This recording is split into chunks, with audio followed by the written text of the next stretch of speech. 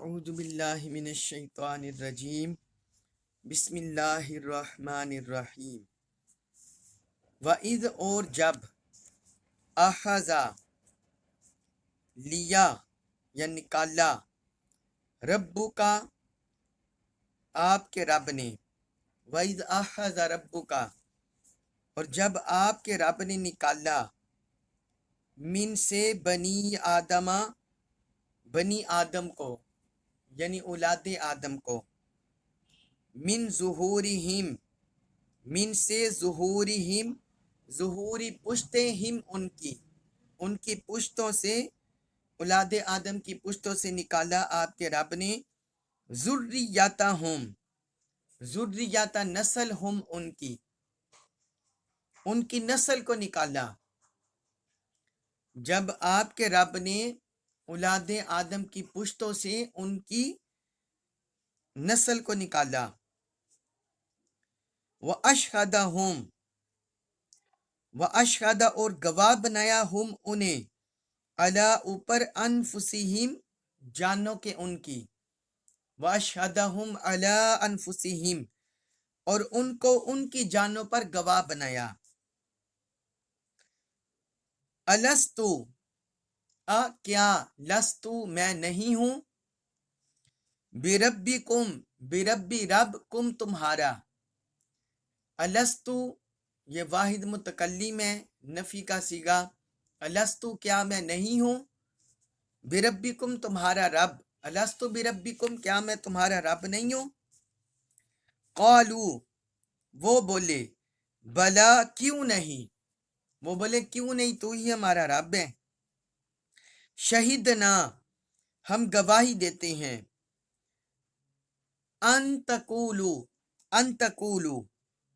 یہ کہ تم نہ کہو یوم القیامتی یوم دن القیامتی قیامت کے یوم القیامتی قیامت کے دن تو یہ عہد اس لیے لیا گیا تاکہ تم قیامت کے دن یہ نہ کہو کہ انا بے شک ہم کننا ہم تھے ان سے ہاذا اس غافلین بے خبر انا کننا ان ہاذا غافلین کہ ہم اس سے بے خبر تھے فرمایا یہ عہد اس لیے لیا گیا تاکہ تم قیامت کے دن یہ نہ کہو کہ ہم اس سے بے خبر تھے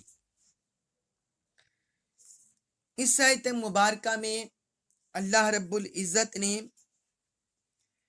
بنی آدم کو اپنا عالم ارواح کا وعدہ یاد دلایا ہے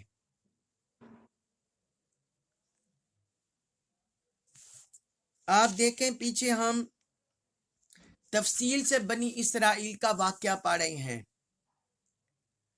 اور اس سے پیچھے حضرت 5-6 انبیاء کرام کے واقعات کو اللہ تعالیٰ نے تسلسل سے ذکر کیا اس سورۃ الاعراف میں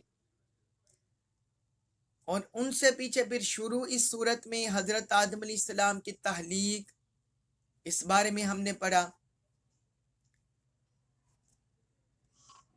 تو یہ دراصل اللہ تعالیٰ نے اس ساری صورت میں جو اہل مکہ تھے کفار مکہ تھے ان کو ہدایت کی طرف راغب کیا ہے یہ واقعات بیان کر کے تاریخی حقائق ان کے سامنے رکھے ہیں کیونکہ دو طرح سے وہ ہدایت کی طرف آ سکتے تھے ایک تو جو زمین میں تاریخی واقعات گزر چکے ہیں حقائق ان کے سامنے رکھے جائیں کہ اللہ تعالیٰ قدرت رکھنے والا ہے اس نے بندوں کی ہدایت کے لیے نبوت اور رسالت کا سلسلہ انسانوں میں جاری کر رکھا ہے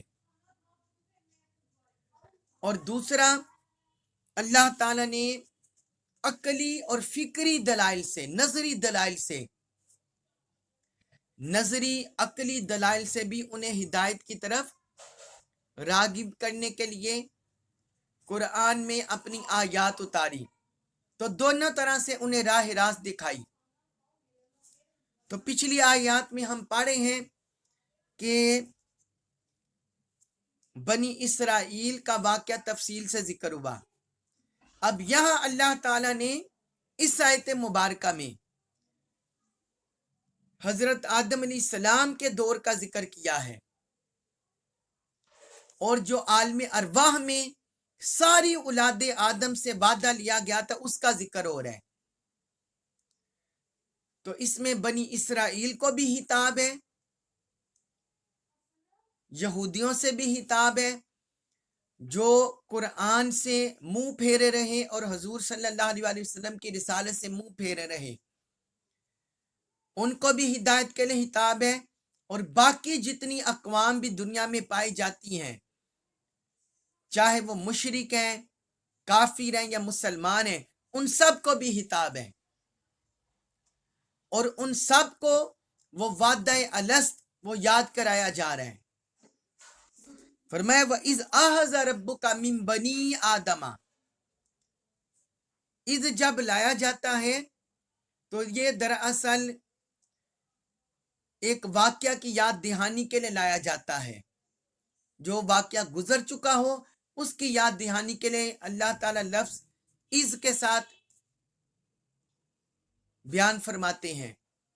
تو فرمایا وَإِذْ، اور جب، أَخَذَ رَبُّكَ مِن بَنِي آدَمَ، جب آپ کے رب نے اولاد آدم سے وعدہ لیا، من ظہورہم، اولاد آدم کو نکالا، من ظہورہم ان کی پشتوں سے، ذریاتہم ان کی اولاد کو، جب آپ کے رب نے اولاد آدم کی پشتوں سے ان کی اولاد کو نکالا، تو وہ کس لیے نکالا؟ یہ عالم ارواح کا ذکر ہو رہا ہے، جب ابھی دنیا نہیں بنائی گئی تھی اور دنیا میں نظام قائم نہیں کیا گیا تھا انبیاء کرام کو بھیجنے کا، تو اس وقت کا ذکر ہے جب اللہ تعالی نے اولاد آدم کی پشتوں سے ان کی اولاد کو نکالا، تو ان سے فرمایا وَأَشْهَدَهُمْ عَلَىٰ أَنفُسِهِمْ، اور انہیں ان کی جانوں پر گواہ بنایا۔ یہ پہلا وعدہ اللہ تعالی نے اولاد آدم سے لیا، ان کی پشتوں سے نسل نکال کر، ان کی اولاد نکال کر، اور انہیں ان کی جانوں پر گواہ بنایا۔ تو فرمایا الست بربکم، کیا میں تمہارا رب نہیں ہوں؟ قالوا بلا، وہ بولے کیوں نہیں، اے ہمارے پروردگار تو ہمارا رب ہے۔ تو یہ دراصل اللہ تعالی نے انہیں عالم ارواح کی اپنی ربوبیت کا وعدہ اس لیے یاد کرایا ہے کہ ابھی جو دنیا میں رب کو بھولے ہوئے ہیں انہیں پتہ چل جائے کہ عالم ارواح میں ہم رب کی پہچان کا، رب کی معرفت کا وعدہ لے کر آئے ہیں۔ اس لیے اللہ تعالی نے انہیں یہ عالم ارواح کا وعدہ یاد کرایا ہے، مشرکوں کو بھی، اہل مکہ کو بھی، اور یہودیوں کو بھی، اور قیامت تک آنے والے انسانوں کو، کہ تم عالم ارواح میں رب سے یہ وعدہ کر رہے ہو۔ اس کا ذکر احادیث میں بھی ہے۔ حضرت ابو ہریرہ رضی اللہ عنہ بیان کرتے ہیں کہ رسول اللہ صلی اللہ علیہ وسلم نے فرمایا اللہ تعالی نے جب حضرت آدم علیہ السلام کو پیدا کیا تو ان کی پشت پر ہاتھ پھیرا،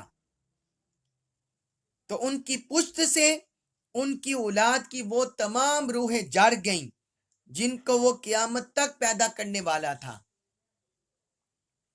یعنی جو جو اولاد قیامت تک پیدا ہونی تھی وہ حضرت آدم علیہ السلام کی پشت سے ساری روحیں جڑ گئیں، سامنے ظاہر ہو گئی، اور ان میں سے ہر انسان کی دو آنکھوں کے درمیان نور کی ایک چمک تھی، نور کی چمک تھی۔ پھر وہ سب روحیں حضرت آدم علیہ السلام پر پیش ہوئیں۔ حضرت آدم علیہ السلام نے کہا اے میرے رب یہ کون ہے؟ فرمایا یہ تمہاری اولاد ہے۔ تو یہ ساری اولاد آدم کی روحوں کو نکالنے کا ذکر ہے اس حدیث میں۔ یہ سنن ترمذی میں حدیث ہے، حدیث نمبر 3087، 3087۔ اور ایک اور حدیث ہے، وہ حضرت عبداللہ بن عباس رضی اللہ عنہ سے مروی ہے کہ حضور نبی اکرم صلی اللہ علیہ وسلم نے فرمایا اللہ تعالیٰ نے عرفہ کے دن یعنی یوم عرفہ 9 ذوالحجہ کے دن وادی نعمان میں حضرت آدم علیہ السلام کی پشت سے میثاق لیا. حضرت آدم علیہ السلام کی پشت سے میثاق لیا، پختہ وعدہ لیا، اور ان کی پشت سے تمام اولاد کو نکالا، تمام اولاد کو نکالا اور فرمایا کیا میں تمہارا رب نہیں ہوں؟ تو ان سے پوچھا پشت سے ساری اولاد کو نکال کر. یہ مسند احمد بن حنبل میں حدیث ہے اور امام حاکم نے بھی اس حدیث کو روایت کیا ہے. اب یہاں ایک سوال ہوتا ہے کہ قرآن میں ذکر ہے کہ اللہ تعالیٰ نے اولاد آدم کی پشت سے ان کی اولاد کو نکال کر ان سے وعدہ لیا. قرآن میں تو یہ ذکر ہے، جبکہ احادیث میں ذکر ہے کہ اللہ تعالیٰ نے حضرت آدم علیہ السلام کی پشت سے اولاد کو نکالا اور ان سے پوچھا. احادیث میں حضرت آدم علیہ السلام کی پشت سے اولاد کو نکال کر پوچھنے کا ذکر ہے، اور قرآن میں ذکر ہے کہ اولاد آدم کی ذریت کو نکال کر پھر ان سے یہ عہد لیا. تو بعض لوگ سمجھتے ہیں کہ یہ شاید قرآن اور حدیث میں تضاد آ گئے. ایسی بات نہیں ہے، چونکہ حضرت آدم علیہ السلام ساری اولاد آدم کی اصل ہے اور باقی اولاد آدم ان سے ہی نکلی ہے، ان سے اجرا ہوا ہے. تو احادیث میں اصل کا ذکر ہے، احادیث میں اصل کا ذکر ہے حضرت آدم علیہ السلام اور ان کی اولاد نکالنے کا، اور قرآن میں آگے ان کی فرع کا ذکر ہے. یعنی احادیث میں تفصیل کا ذکر ہے اور قرآن میں احادیث میں جو حضرت آدم علیہ السلام کے اصل کا ذکر ہے اجمالاً ذکر ہے، اور قرآن میں تفصیلاً ذکر ہے. قرآن میں تفصیلاً ذکر ہے اور احادیث میں اجمالاً ذکر ہے، یعنی اصل کا ذکر ہے. تو اس میں کوئی تضاد نہیں ہے. تو وہ اللہ تعالی نے ان سے وعدہ لیا.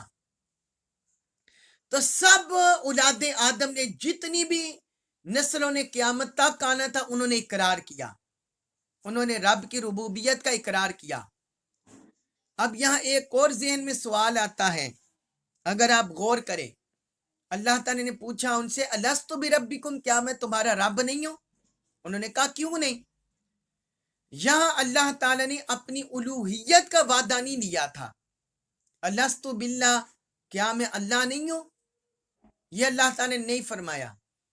یا یہ نہیں فرمایا الستو الہکم، کیا میں تمہارا معبود نہیں ہوں، تمہارا الہ نہیں ہوں. اس طرح کا اللہ تعالی نے وعدہ نہیں لیا، بلکہ اپنی ربوبیت کا وعدہ لیا، اپنے رب ہونے کا وعدہ لیا. اس میں یہ حکمت ہے کہ الوہیت کا تصور، معبود ماننے کا تصور، ساری کائنات میں خالق موجود ہے، معبود موجود ہے، یہ تقریباً ہر مذہب میں یہ تصور موجود ہے. ہر مذہب اس کو مانتا ہے. جو بت پرست ہیں وہ بھی مانتے ہیں،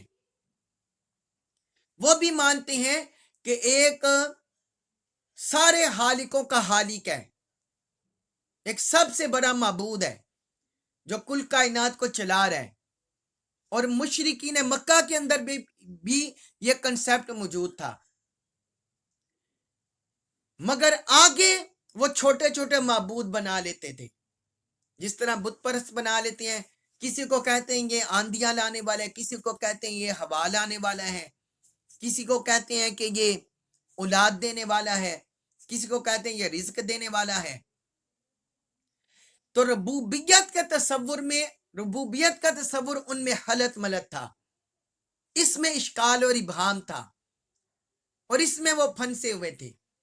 اس لیے اللہ تعالی نے عالم ارواح میں اپنی الوہیت کا عہد لینے کے بجائے اپنی ربوبیت کا عہد لیا. فرمایا کیا میں تمہارا رب نہیں ہوں؟ رب اسے بولتے ہیں جو رزق بھی دیتا ہے، انسان کو پالتا بھی ہے، बचपन से लेकर जवानी तक, यानी इंसान की इंतहा तक, जो हर तरह की जरूरत पूरी करता है। तो वो उस बारे में फरमाया, क्या मैं तुम्हारा रब नहीं हूं? तो सब ने मान लिया। उन्होंने कहा क्यों नहीं, बेशक तू हमारा रब है। इसलिए रब ने रुबूबियत का वादा लिया। अब आगे फरमाया, जब उन्होंने इकरार कर लिया तो ये अहद क्यों लिया, उसकी हिकमत आगे जिक्र हो रही है। फरमाया अन तकूलू यौमल क़ियामती इन्ना कुन्ना अन हाज़ा गाफिलीन। फरमाया ये अहद इसलिए लिया गया आलम अरवाह में कि तुम क़यामत के दिन ये ना कहना कि बारी ताला हमें तो इसकी खबर ही नहीं थी, हमें तो इस अहद की खबर ही नहीं थी, हमें पता ही नहीं कि तेरा वजूद है या नहीं, तेरी जात है या नहीं, तेरी रुबूबियत है या नहीं, और तू कुल कायनात का हालिक मालिक है या नहीं। फरमाया कल क़यामत के दिन तुम रब के सामने ये इतराज ना कर दो, इसलिए अल्लाह ताला ने तुमसे आलम अरवाह में ही ये वादा ले लिया, आलम अरवाह में ये वादा ले लिया। अगली आयत है आयत नंबर 173 173 सूरतुल आराफ। उसमें फरमाया औ या तकूलू तुम कहो इन्नमा बेशक अशरका शिरकिया आबाउना, आबाउना अबाउ अजदाद हमारे, ना का मतलब हमारे, आबाउ अबाउ अजदाद, आबाउना हमारे अबाउ अजदाद ने, मिन कबलू पहले। फरमाया या तुम ये ना कहो क़यामत के दिन ये ना कहने लगो इन्नमा अशरका आबाउना मिन कबलू, कि जो शिरक है वो तो सिर्फ हमसे पहले अबाउ अजदाद ने किया था। वकुन्ना और हम थे, जुर्रियतम औलाद, मिन से बादी बाद हिम उनके, वकुन्ना जुर्रियतम मिन बादिहिम, और हम तो सिर्फ और हम तो उनके बाद उनकी औलाद थे। गोया उनका कहने का मतलब होगा कि असल मुजरिम हमारे अबाउ अजदाद है, हम मुजरिम नहीं है। अफतुहलिकुना क्या फतुहलिकना फतुहलिकुना अफतुहलिकु क्या तू हलाक कर देगा ना हमें, बिमा उस सबब से, फ़अला जो किया, अल मुब्तिलून अहले बातिल ने। अफतुहलिकुना बिमा फ़अल अल मुब्तिलून, तो क्या हमें उस सबब से तू हलाक कर देगा जो अहले बातिल ने किया, जो बातिल अहले बातिल ने किया, क्या उस वजह से तू हमें हलाक कर देगा। अब इस आयत मुबारका में अल्लाह ताला ने दूसरी वजह, दूसरा सबब जिक्र किया है आलम अरवाह में रुबूबियत का वादा लेने का। एक तो पिछली आयत में जिक्र कर दिया कि कहीं तुम रब के बारगाह में ये ना अर्ज कर दो, उज़र पेश ना कर दो कि बारी ताला हमें तो खबर ही नहीं थी तेरी। अब दूसरा इतराज, दूसरा क्या वो इतराज उठा सकते थे, क़यामत के दिन क्या उज़र पेश कर सकते थे, उसका इस आयत मुबारका में जिक्र कर दिया। फरमाया या तुम क़यामत के दिन ये ना कहने लगो इन्नमा अशरका आबाउना मिन क़ब्लु, कि बारी ताला हम शिर्क के जिम्मेदार नहीं है, हमारे आबा अजदाद जो पहले गुजरे हैं उन्होंने शिर्क किया था। यानी किसी का बाप गुजरा, किसी का दादा गुजरा, उनके बाद में आने वाली नस्लें वो इस तरह रब की बारगाह में कहें कि बारी ताला हमें तो खबर ही नहीं थी शिर्क की, ये तो हम पैदा हुए हमने अपने अबाउ अजदाद को शिरक करता हुआ पाया तो हम भी मुशरिक हो गए। तो अल्लाह रब्बुल इज्जत ने उनके इस इतराज की भी जड़ काट दी। रुबूबियत का वादा आलम अरवाह में इसलिए लिया ताकि वो ये भी उज़र ना पेश कर सके। तो इसका मतलब है कि अल्लाह ताला की तौहीद اس کی وحدت، اس کی وحدانیت کا تصور انسان کے عقل، انسان کے فہم، انسان کے شعور میں رکھ دیا گیا ہے۔ انسان کے فہم میں، انسان کے شعور میں یہ تصور موجود ہے، اللہ تعالیٰ کی توحید کا، اس کی وحدت کا، اس کی وحدانیت کا تصور انسان کے فہم و شعور میں موجود ہے، اور یہ عالم ارواح میں ہی انسان کے پیدا ہونے سے پہلے رکھ دیا گیا تھا۔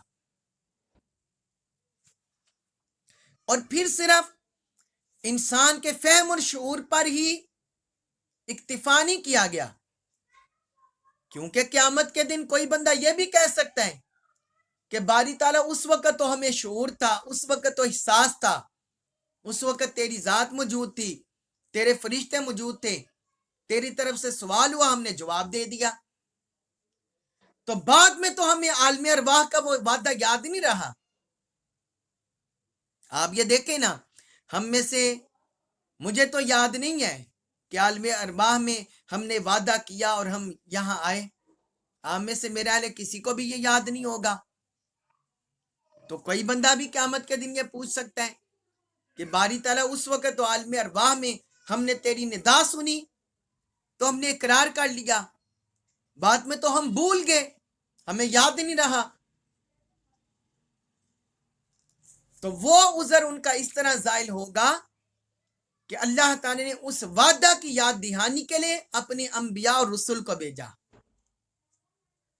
اپنے انبیاء اور رسول کو بھیجا، اپنی طرف سے کتابیں اتاری، وحی اتاری، حضرت جبرائیل علیہ السلام کو بھیجا، تو اللہ تعالی نے صحائف بھی اتارے، کتابیں بھی اتاری، اپنے نبیوں کو بھی بھیجا، رسولوں کو بھی بھیجا، تاکہ وہ وہی عالم ارواح کا وعدہ انسانیت کو قیامت تک یاد دلاتے رہیں۔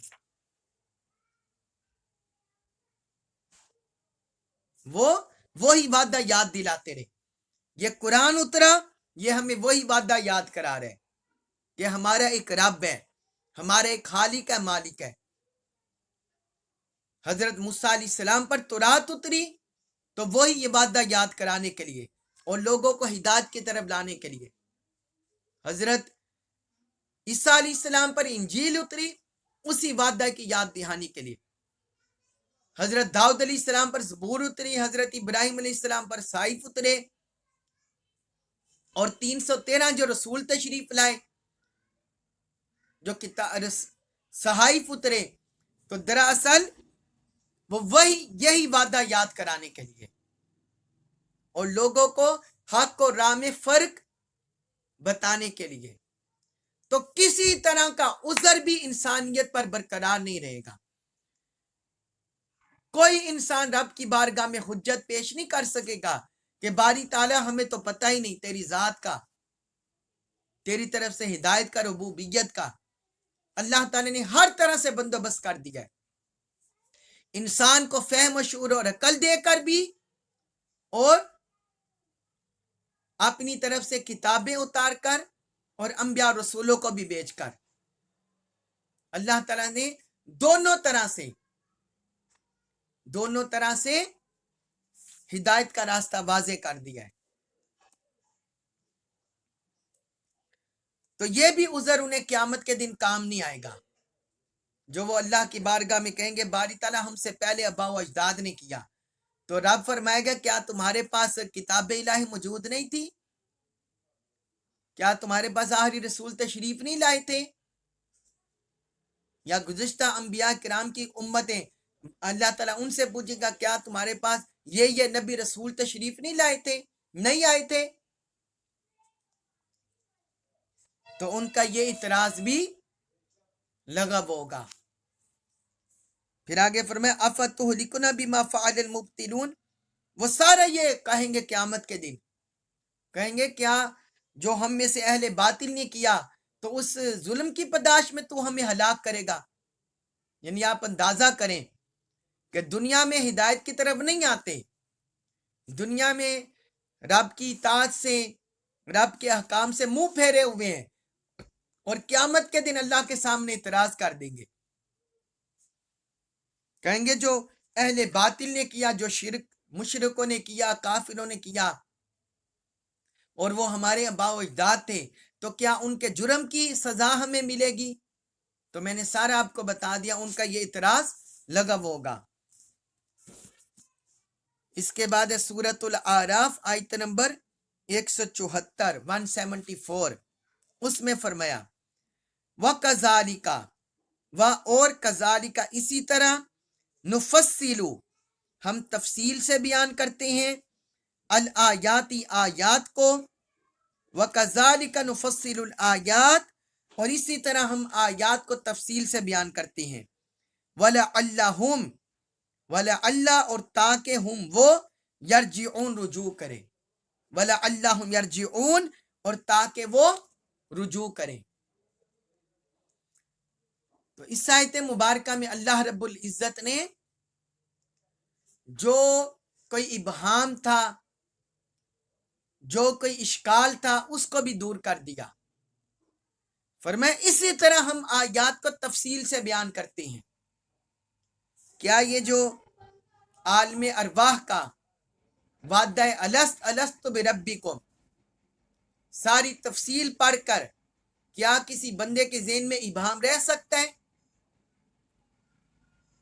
کیا قرآن کی آیات کو پڑھ کر کسی بندے کے ذہن میں ابہام رہ سکتا ہے؟ اللہ تعالی نے تو قرآن میں بار بار پچھلی اقوام کے حالات بھی بیان کر کے، حق اور باطل میں فرق کر کے، اور ہدایت کو واضح کر کے کسی طرح کا اشکال نہیں چھوڑا، کسی طرح کا ابہام نہیں چھوڑا، ہر طریقے سے ہدایت واضح ہو جاتی ہے۔ تو فرمائے اسی طرح ہم آیات کو تفصیل سے بیان کرتے ہیں، اور کس لیے؟ وَلَعَلَّهُمْ يَرْجِعُونَ تاکہ وہ رجوع کریں، تاکہ وہ رجوع کریں۔ آپ یہ دیکھیں آیت نمبر 168 168، اس میں بھی اللہ تعالی نے یہی فرمایا تھا، یہودیوں کا جو ذکر کیا تھا کہ ہم ان پر آزمائش لاتے ہیں اور انہیں انعامات سے نوازتے ہیں، لعلہم یرجعون تاکہ وہ رجوع کریں۔ اور یہاں بھی اللہ تعالی نے تفصیل کا آیات ذکر کیا اور ساتھ فرما دیا وَلَعَلَّهُمْ یرجعون تاکہ وہ رجوع کریں، حق کی طرف رجوع کریں، ہدایت کی طرف رجوع کریں، اللہ کی طرف رجوع کریں، اللہ کے کلام کی طرف رجوع کریں، اللہ کے رسول کی طرف رجوع کریں۔ فرمایا اس لیے ہم تفصیل سے بیان کرتے ہیں تاکہ ہر طرح کا شک و شبہ زائل ہو جائے اور انسان کے سامنے ہدایت واضح ہو کر آ جائے۔ اللہ تبارک و تعالی ہمیں وہی وعدہ الست جو ہم نے عالم ارواح میں رب سے کیا تھا اس پر پورا اترنے کی توفیق عطا فرمائے، ہمیں قرآن مجید کا کامل فہم نصیب فرمائے اور ہمیں اس پر عمل پیرا ہونے کی توفیق عطا فرمائے۔ وما علیہ الا البلاغ المبین۔